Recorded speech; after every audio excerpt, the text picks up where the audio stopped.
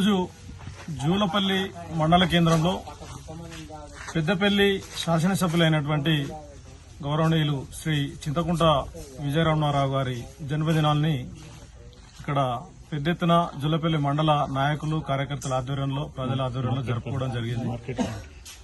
అదేవిధంగా మార్కెట్లో కూడా మార్కెట్ కమిటీ ఆధ్వర్యంలో కూడా ఈరోజు పెద్ద ఎత్తున జన్మదిన వేడుకలు జరుపుకోవడం జరిగింది.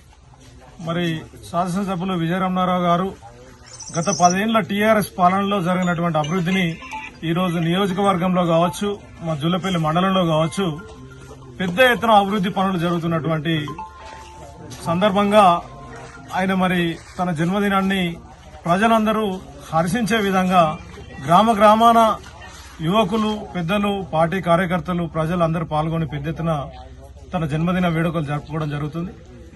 మరి ఇవాళ చూసుకున్నట్టయితే జూలపల్లి మండల కేంద్రానికి పెద్దపల్లి జిల్లా నుండి రావాల్సినటువంటి డబుల్ రోడ్డు గత 10 ఏళ్ల టీఆర్ఎస్ పాలనలో జరిగినటువంటి రోడ్డును ఈరోజు దాన్ని పూర్తి స్థాయిలో దాని నిర్మాణం చేపట్టడం జరిగింది.